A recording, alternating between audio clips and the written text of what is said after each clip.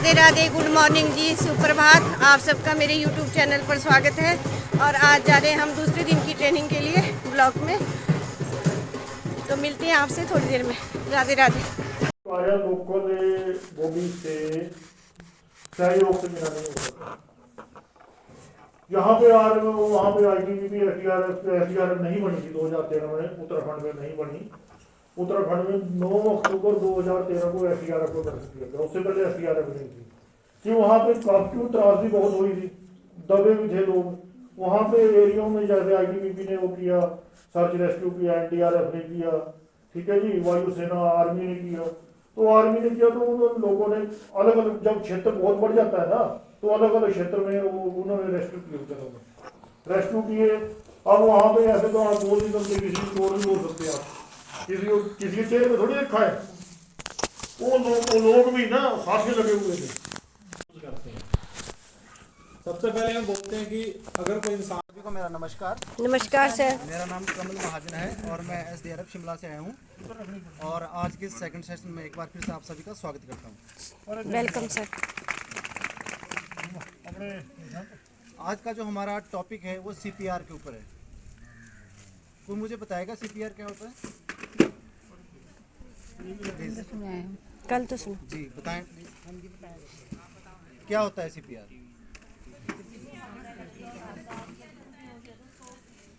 Very good, बहुत बढ़िया जी। तो आज का हमारा टॉपिक है CPR के ऊपर कि CPR क्या होता है, इसको कब, कैसे और कौन कौन सी सिचुएशन में इसको अप्लाई किया जाता है। तो CPR का मतलब होता है कार्डियो पल्मनरी रेसुसिटेशन। कार्डियो मतलब हार्ट, पल्मनरी हमारा रेस्पिरेटरी सिस्टम यानी कि हमारे लंग्स, और R मतलब रेसुसिटेशन मतलब उसको रिवाइव करना, पुनर्जीवित करना। ठीक है, मैं आपको बता देता हूँ कि जो CPR जो है कौन कौन सी सिचुएशन में दिया जाता है।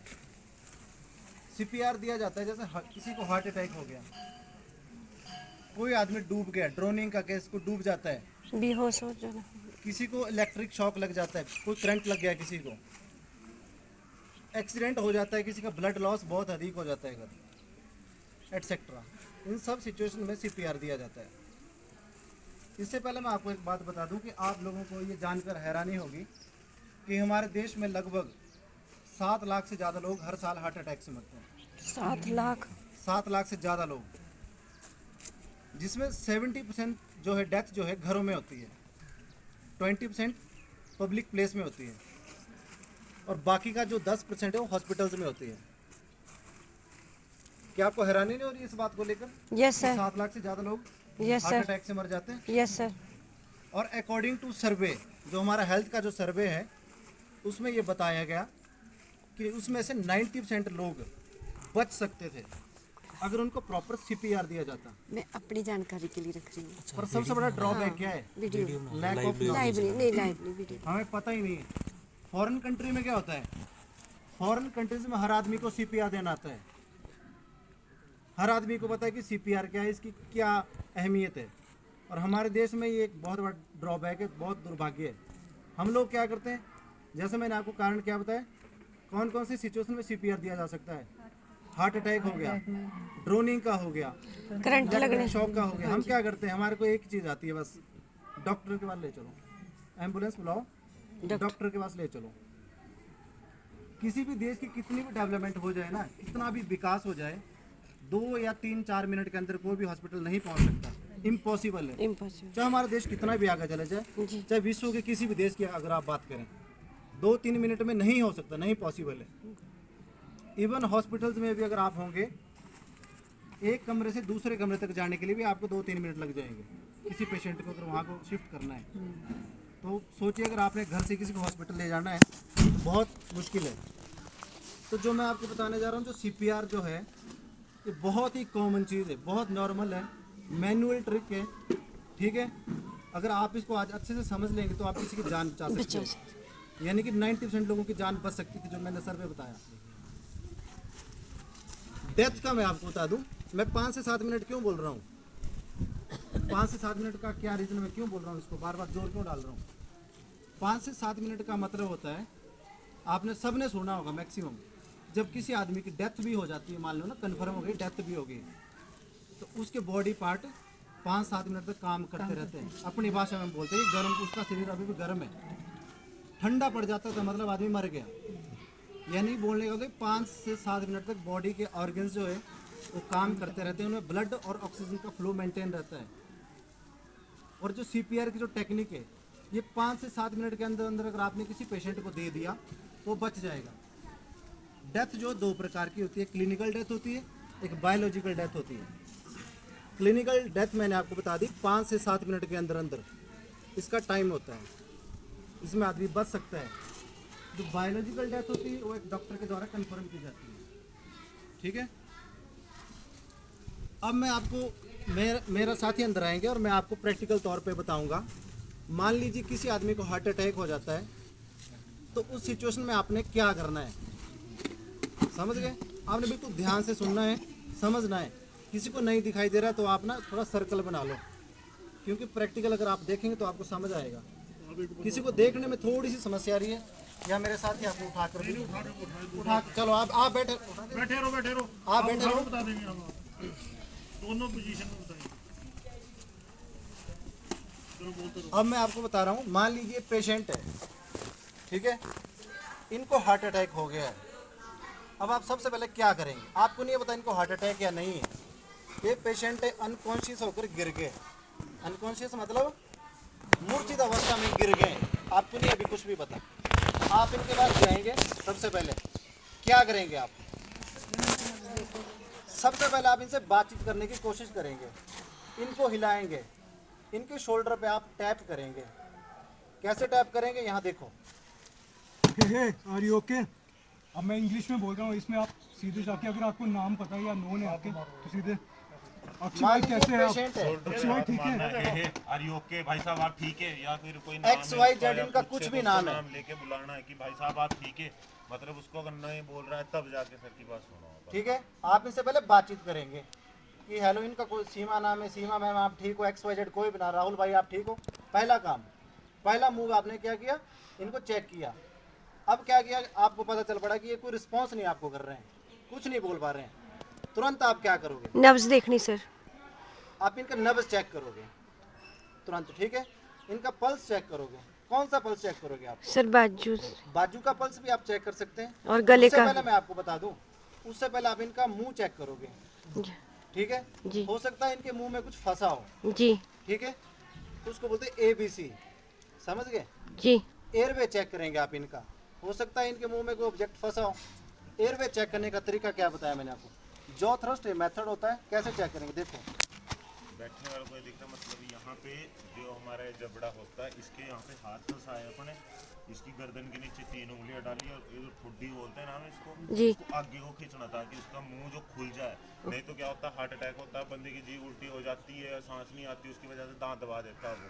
तो सबसे पहले उसके कि गले में कुछ फंसा तो नहीं है, जीभ उल्टी तो नहीं, वो देखना। तो इसको खोलने का तरीका ये सर भी बैठ के बताएंगे। ये सिर्फ आपको देखने के लिए ऊपर खड़े होकर बता रहे हैं, जो एक्चुअल प्रोसीजर रहेगा वो लेट नीचे के ऐसे हो, रहेगा। लेट अब के जैसे करना ये है, आपको खड़े गिरे खड़े पड़े हुए पीछे मिले, दिख तो जाता इसमें है, एयरवे चेक करने के लिए आपने घुटनों के बल नीचे बैठ जाना है, अपनी कोहनी सिर से थोड़ा पीछे लगानी है, और सेम वही जबड़े के नीचे 3 उंगली, इससे नीचे सपोर्ट दिया, और ऊपर जो अंगूठा है उससे चिन्ह और आपकी ठोडी है उसको नीचे को दबाना है। इसमें इस चीज़ का क्या फ़ायदा है, एक तो ये हमारे लिए भी सेफ है, और ये दूसरा विक्टिम के लिए भी, क्योंकि जैसे किसी को अगर कुछ भी एपिलेप्सी का अटैक आता है या फिर मिर्गी का दौरा पड़ता है, उसमें जैसे मुंह बंद हो जाता है कि दांत बंद कर लिए, तो उसमें हम क्या करते हैं, उसमें चम्मच डालते हैं उसके मुंह में, वैसे खोलने की कोशिश करते हैं, या उंगली डालेंगे। अगर वो एकदम कॉन्शियस हुआ, बेहोशी से वापस आया, तो वो हमारी उंगली भी काट सकता है। तो इस चीज़ से बचने के लिए हम इस जॉ थ्रस्ट मेथड का यूज़ करेंगे। नीचे से जबड़े के नीचे उंगलियां फंसाई और चिन को नीचे को दबाना है अंगूठे की सहायता से। इससे देखो ये जोड़ है ना, हाँ जी यहाँ पे रखनी है, यहाँ से खुल जाता है बटन। हाँ जी हाँ जी। आपने क्या किया, एयरवे चेक कर लिया, यानी कि हो सकता था उसके गले में कोई ऑब्जेक्ट फंसा हो। उसके बाद आप क्या करेंगे, ब्रीदिंग चेक करेंगे। ब्रीदिंग कैसे चेक करेंगे, इसका मैं एक तरीका आपको बता देता हूँ। LLF, ये हमारी भाषा में इसको बोलते हैं, आपको इसको याद रखने की ज़रूरत नहीं है। लुक, लिसन एंड फील का ये मेथड रहता है। आप इसको लुक पहले देखेंगे, कैसे आप ऑब्जर्व करेंगे उसकी सांसों को, धड़कन नहीं पता चलता है। आप क्या करेंगे, उसकी छाती पे एक रुमाल रख देंगे, हाँ जी रुमाल रखेंगे, उससे आप क्या करेंगे, ऑब्जर्व करेंगे कि जो रुमाल है अप डाउन जा रहा है या नहीं। जा रहा है।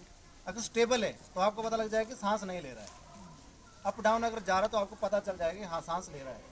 दूसरा तरीका मैं आपको बता देता हूँ। सांसों में ना ध्वनि, जो ध्वनि होती है ना सांसों में, जब हम ब्रीथ करते हैं उसमें ध्वनि होती है, नॉइस होता है हल्का हल्का, उसको आप फील करोगे। ठीक है, सांस लेने की आवाज़ आती आवाज़ आती है। तीसरा क्या है कि जब सांस लेते हैं उसमें ना गर्माहट होती है थोड़ी सी, ठीक है, हीट होती है हल्की हल्की। तो क्या करेंगे आप, अपने जो गाल हैं वो पेशेंट के बिल्कुल मुंह के पास ले जाएंगे, यानी कि उसके नाक के पास ले जाएंगे।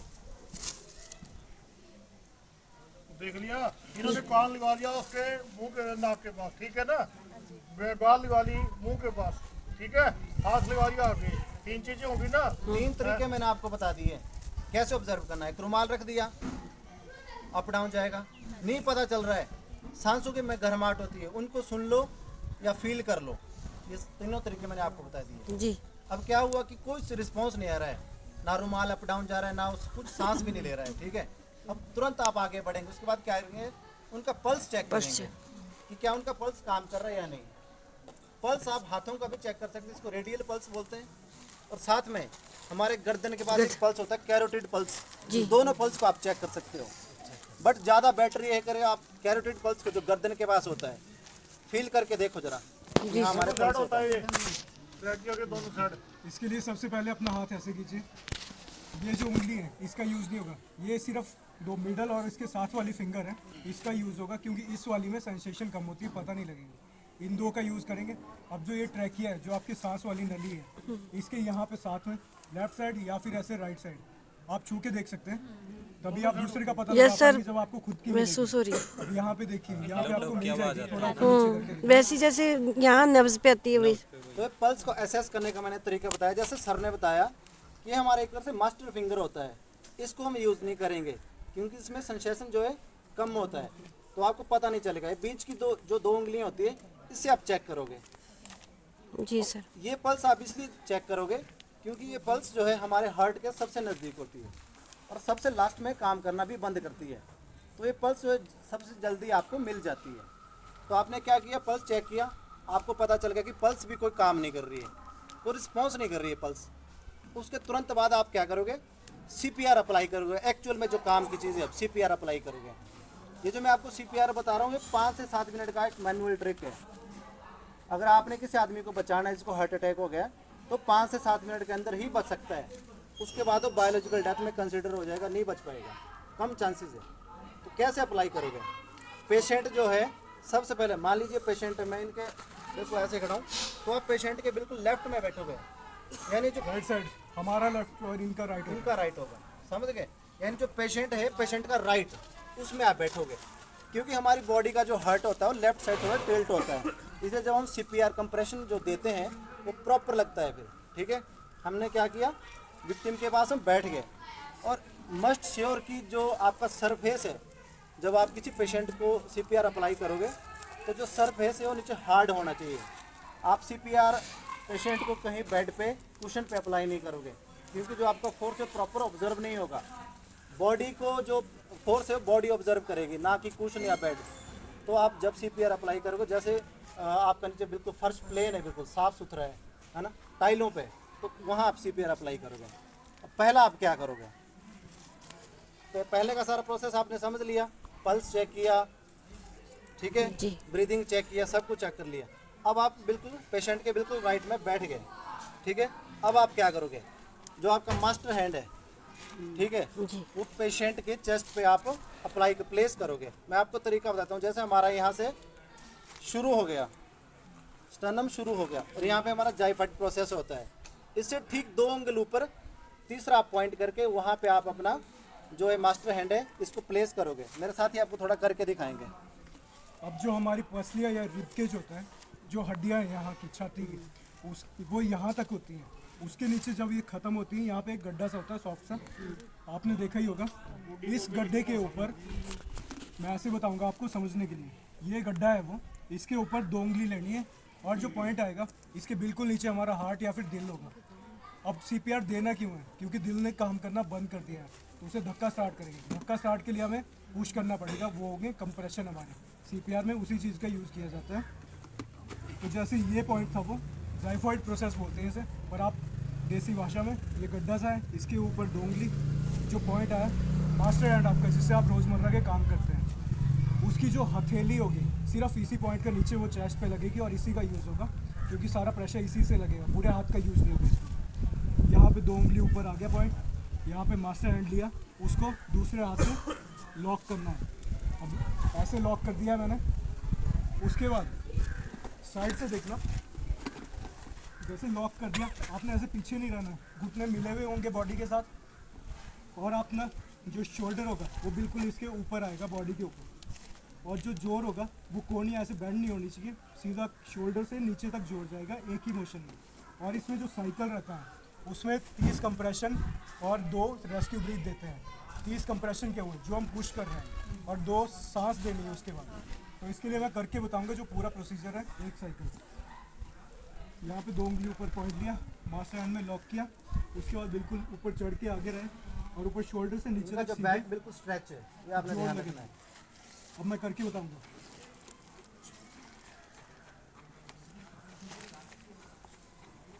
20, अब ये 30 हुआ, पर ये साइकिल कंप्लीट है क्योंकि हमें अभी सांस भी देना है। अब आप क्या करेंगे, 30 आपने कंप्रेशन दे दिया, 2 आप इनको रेस्क्यू ब्रीथ करेंगे। ठीक है, रेस्क्यू ब्रीथ में आप क्या करेंगे, इनका नाक जो है पिंच करेंगे, नाक बंद करके आप इसमें एयर डालेंगे, अपना हवा डालेंगे। ठीक है, क्या है कि आप इसको ना मुंह पे एक रुमाल भी डाल सकते हो सकता है किसी को माउथ का कैंसर हो, किसी के कोई नेगेटिव जर्म्स हो, तो आप क्या करेंगे, रुमाल मुंह पे रख सकते हैं। ठीक है, और 2 रेस्क्यू ब्रीथ करेंगे। और गर्दन जो है ना बिल्कुल स्ट्रेच होनी चाहिए पेशेंट की, कहीं लेफ्ट और राइट और अंदर की तरफ नहीं होनी चाहिए, ताकि जो आपने जो पुश हवा आपने जो दी वो बिल्कुल उनके लंग्स तक प्रॉपर चली जाए। तो 2 आप रेस्क्यू ब्रीथ दोगे, 30 आप कंप्रेशन दोगे। ये साइकिल आपका 4 से 5 बार का रहेगा, और 1 मिनट में कम से कम 100 प्लस आप करेंगे। 100 का कंप्रेशन आपका 1 मिनट में कंप्लीट होना चाहिए, 100 से कम नहीं होगा, क्योंकि ब्लड पहुंचता ब्लड और ऑक्सीजन पहुंचता फिर वापस आ जाएगा। समझ रहे हो आप? यस। आपने 30, 40, 50 किया तो आधी बॉडी तक पहुंचेगा, नहीं वो बंदा कर पाएगा सर्वाइव। तो ये कंप्रेशन आपका कितना 30 और 2 का रेशो रहेगा कि 30 आपने कंप्रेशन दिया, 2 आपने रेस्क्यू ब्रीथ किया। साइकिल आपका 4 से 5 बार का रहेगा, और 1 मिनट में 100 प्लस का ये सारा मेथड रहेगा। हार्ट अटैक ठीक उसी तरह होता है जैसे गाड़ी धक्का स्टार्ट हो जाती है। धक्का स्टार्ट होगी तो गाड़ी मतलब ख़राब नहीं होती है, जब धक्का लगे तो गाड़ी प्रॉपर चल पड़ती है। या दूसरी भाषा में आपको बता दूं, जैसे हम फैन का स्विच ऑन करते हैं, करंट भी पास हो रहा है, फैन हमारा फिर भी बंद रुका रहता है, थोड़ा सा आप उसमें धक्का लगाएंगे वो चल पड़ता है। देखा आपने कभी ऐसा? हाँ जी सर। बिल्कुल हमारा हार्ट भी उसी तरह होता है। ये प्रोसेस जो है हमें 5 से 7 मिनट के अंदर ही कंप्लीट करना है। हमारे पास सेकंड्स की गेम होगी सारी। ठीक है, सेकंड में ये सारे काम सेकंड में होंगे। ये तो हो गया अडल्ट के केस में। मान लीजिए ये बच्चा है, अडल्ट और इन्फेंट के केस में आप क्या करेंगे? सब कुछ सेम है इसमें भी। अब इसमें 2-3 में आप बदलाव करता हूँ। मान लीजिए बच्चे के केस में ये हो गया, अब आप इसमें क्या करेंगे? 15 और 2 का इसमें रेशो रहेगा कि 15 आपने कंप्रेशन किया और 2 आपने रेस्क्यू ब्रीथ किया। ब्रीथ आप बच्चे को कम करेंगे क्योंकि बच्चे के जो लंग्स होते हैं छोटे होते हैं, आप उसमें ज़्यादा एयर करेंगे और एक्सपेंड होंगे और इंजरी हो सकती है। ठीक है, और एक और बात मैं आपको बता दूं, जब आप कंप्रेशन करोगे तो कम से कम 2 इंच का डेप्थ होना चाहिए। एडल्ट के केस में 2 इंच का डेप्थ होना चाहिए और बच्चे के केस में 1.5 इंच का कम से कम। समझ गए? जब आप कंप्रेशन दोगे तो 2 इंच का होना चाहिए। किसी का कोई सवाल इसके बीच में? No sir. और तब तक आपके एम्बुलेंस भी पहुंच जाएगी। ठीक है, समझ गए? ये कार्रवाई कब की है? जब तक आपकी एम्बुलेंस नहीं पहुंचती। हो सकता है आपके इतने से, ये एक काइंड ऑफ मिराकल, इतने से काम की वजह से किसी की जान बच सकती है। Yes sir. किसी का कुछ इसमें 1 रुपया खर्चा नहीं आएगा, कोई हमारे को इक्विपमेंट की ज़रूरत नहीं है, कोई मशीनरी की ज़रूरत नहीं है। एक हल्की सी ट्रिक है ये कि पहले क्या किसी का जोर मारोगे तो उसका जो रिब केज है वो टूट जाएगा, इंजरी बढ़ जाएगी। तो इस केस में क्या करना है, आपको जो एनर्जी है, आपको जोर लगाना है, वो थोड़ा कम करना पड़ेगा। कम कैसे करेंगे? पूरी हथेली की जगह आपने सिर्फ इन 2 फिंगर्स का यूज़ सेम वही पॉइंट CPR का वही रहेगा बच्चे के केस में। आपने इस पॉइंट पे 2 उंगली का यूज़ करना है, ऐसे हाथ से इसको स्टेबल किया और वैसे ही नीचे को कंप्रेशन सेम रहेंगे। और जो इसमें साइकिल में जो रेशो रहेगा वो 15:2। इसका ये मतलब है कि 15 बार दबाना है, उसके बाद 2 सांस देनी है। और सांस देने में क्या है, जो बच्चा है उसके लंग्स पूरे डेवलप नहीं होंगे या छोटे होंगे, तो उसे पूरी सांस भी नहीं दे सकते। जैसे बड़ा था उसके लिए पहले एक तो सेफ्टी बैरियर का यूज़ करें, क्योंकि आपको पता नहीं कि दूसरे बंदे को कौन सी बीमारी है, आपको है वो उसे भी जा सकती है। तो इस चीज़ के लिए वैसे किया। अब हल्की सी सांस भरेंगे, उसके बाद थोड़ा ऊपर से ही उसका नाक बंद करेंगे, बच्चे का भी और अडल्ट के दोनों में सेम रहेगा। पर बच्चे में सिर्फ पफ देंगे, ऐसे हल्की सी फूंक देंगे, और जो पूरा अडल्ट में होगा उसमें पूरी सांस देंगे। लेकिन नाक क्यों बंद करते हैं CPR के दौरान सांस देते हुए, कोई बता सकता है? वो नाक से बाहर वापिस ना जाए, इसीलिए नाक को बंद करना है। बस साइकिल वही रहेगा। और जो अडल्ट के केस में है कि इसमें जैसे 1-2 बार भी दोगे अगर आप, तो उसमें थक जाता है इंसान। तो इसमें आप जैसे साथ में कोई बड़ी या दूसरा भी है तो वो दूसरा जगह ले सकता है और कंप्रेशन चालू रख सकते हैं। पर इसमें एक मिनिमम ये होता है कि कम से कम आपने 5 से 6 बार तो ये पूरा साइकिल करना ही है। 5 से 6 का क्या मतलब है, इसे आप बढ़ा भी सकते हैं, ये आपकी कैपेसिटी भी निर्भर करता है। और एक मेरा सवाल है कि 1 मिनट में 100 से 120 कंप्रेशन ही क्यों करेंगे, कम क्यों नहीं कर रहे हैं, या ज़्यादा कितने ज़्यादा तक कर सकते हैं, कोई बता सकता है? अब 100 से 120 मतलब 1 सेकंड में कितने हो रहे हैं, 2 तक हो रहे हैं। तो इस चीज़ में क्या फ़र्क रहेगा, जैसे आप कंप्रेशन दे रहे हैं, ठीक है, आपने एक बार दबाया, दूसरा दबाया, इसमें गैप ले रहे हैं, तो अगर एक बार दबाओगे हल्का सा ब्लड ऊपर तक आया होगा। CPR का मतलब है कि जो आपका हार्ट ने काम करना बंद किया है, वो खून आपने एक तो धक्का स्टार्ट करके इसको हार्ट को चलाना है, और वो खून आपने ब्रेन तक पहुंचाना है ताकि इंसान दोबारा से जीवित हो सके। तो इसके लिए अगर थोड़ा सा ऐसे पंप किया तो वो हल्का सा ब्लड ऊपर तक जाएगा, फिर गैप ले रहे हो वो तब तक पीछे हट जाएगा। इसीलिए स्पीड इतनी ज़्यादा रहेगी 100 से 120 कि वो कंटिन्यू पंप होता रहेगा और वो ब्लड ब्रेन तक पहुंच जाएगा। तो इसीलिए जो 5 से 6 मिनट का टाइम होता है क्लिनिकल और बायोलॉजिकल डेथ में, वो इसलिए होता है कि जो क्लिनिकल डेथ है उसमें आपके सिर्फ हार्ट ने काम करना बंद किया है, अभी ब्रेन जिंदा है क्योंकि उस तक ब्लड पहुंचा हुआ था, वो उसे यूज़ कर रहे हैं। लेकिन 5 से 6 मिनट के बाद ब्रेन सेल डाई होना शुरू हो जाते हैं। तो उस चीज़ को बचाने के लिए तब तक हमारे पास टाइम रहेगा कि उस ब्लड को ऊपर दिमाग तक पहुंचाया जा सके। अब नेक्स्ट काउंसलर बताएंगे। किसी की कोई क्वेरी हो, इसमें कुछ पूछना हो आपको? नहीं सर, सब समझ आ गया हमें।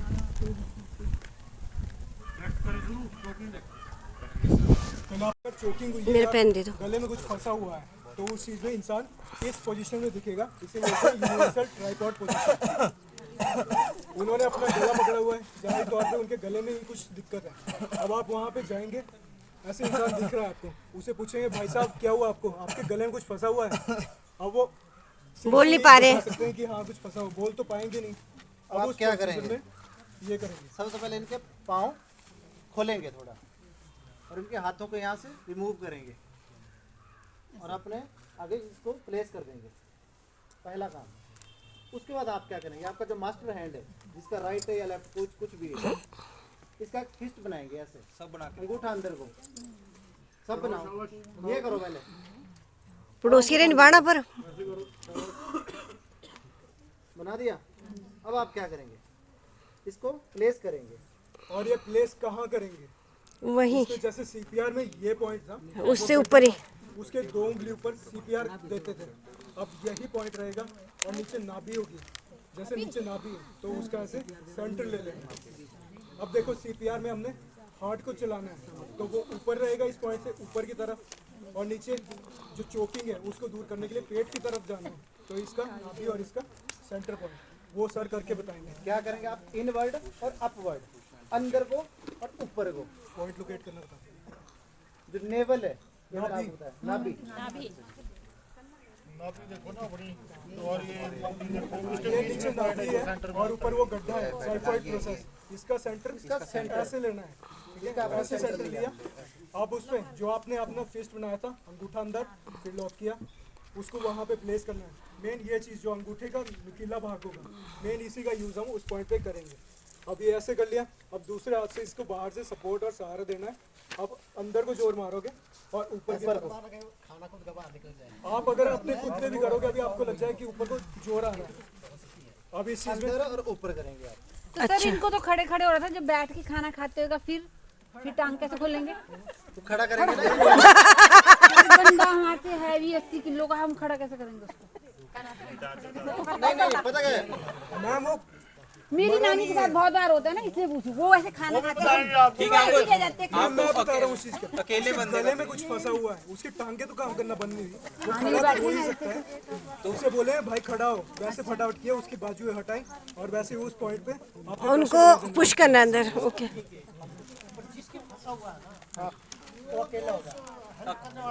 कोई नहीं अगर वहाँ बताते हैं इसका। उसके बारे में बताएंगे। अब बच्चे को अपनी थाई ऐसे ले लेनी है, उसके बाद जो कोहनी होगी उसके नीचे उसकी टांगे फंसा लेनी है और आगे की तरफ ढलान बना देनी है, क्योंकि जैसे पानी ग्रेविटी में नीचे की तरफ ही जाता है वैसी चीज़ निकलेगी, वो भी नीचे निकल जाएगी इस पोजीशन में। तो इसके लिए जो पीठ में हम सेम चीज़ करते हैं, जो हमारे शोल्डर ब्लेड होते हैं या फिर जो इसके कंधे के पीछे हड्डियाँ होती हैं उसका सेंटर होता है, यहाँ जैसे बीच में आ गया, वहाँ पे सिर्फ आपने थपकी मारनी है। पर थपकी में ये होगा, बच्चा आपका मर रहा है, उस चीज़ से बचाने के लिए थोड़े ज़ोर से आपको थपकी मारनी ही पड़ेगी। उस टाइम दया दिखाने का कुछ नहीं है, थोड़ा ज़ोर से मारोगे, 5-6 बार कम से कम आपको मारनी पड़ेगी। अब वो करके बता रहा हूँ, ठीक है? पीछे शोल्डर के बीच में इसी हथेली का यूज़ होगा, इतनी ज़ोर से मारना है, उसे कोई चोट नहीं पहुँचेगी, कम से कम जिंदा तो बच पाएगा। अब वो चीज़ निकल गई होगी ना निकली होगी, उसको चेक करने के लिए बच्चे को सीधा करना है। अगर जैसे मुंह में कुछ दिख रहा है उसके कि सामने आ गई ये चीज़, तो उसको उंगली से निकाल देना है। और उसके बाद अगर वो बेहोश हो चुका है, उसकी पल्स भी नहीं चल रही है, धड़कन नहीं चल रही है, चोकिंग के बाद ऐसा भी हो सकता है, तो वो CPR अप्लाई कर देना है। तरीका और इन सब चीज़ों में आपने CPR अप्लाई करने के लिए अंदर भी जा सकता है। एक्चुअली मेरे बेटे के साथ ऐसा हुआ था। अगला हमारा जो इंस्ट्रूमेंट है इसका नाम है बार कटर। बार समझते हैं आप? बार क्या होती है? लोहे को काटने के लिए इसका इस्तेमाल किया जाता है और ये बैटरी से काम करता है, इसमें बैटरी लगती है यहाँ पे। ये 90,000 PSI के प्रेशर से काम करेगा और 20 mm तक 6 सेकंड में सरिया काट देगा। सर लाए नहीं हम काटने को नहीं। और आप देखेंगे अभी आपको बताएंगे 20 mm तक का जो लोहा होता है, बार होती है, उसको बहुत। राधे राधे जी, 4:15 बज गए हैं। तो आज दूसरे दिन की ट्रेनिंग भी पूरी करके मैं जा रही हूँ घर की ओर। और इस टाइम हवा चल रही बहुत ज़्यादा और मौसम भी थोड़ा काफ़ी बादल वाला है, आप देख सकते हैं। बारिश हो जाती तो अच्छा था, बट हो नहीं रही है। आप सब कैसे हैं? आज हमें ट्रेनिंग में बहुत कुछ सिखाया गया कि हार्ट अटैक आए तो किस तरह से कोई बंदा बेहोश हो जाए, कैसे कैसे काम करना चाहिए। तो वो सब मैंने वीडियो बनाई है, आपको देखने को मिलेगी।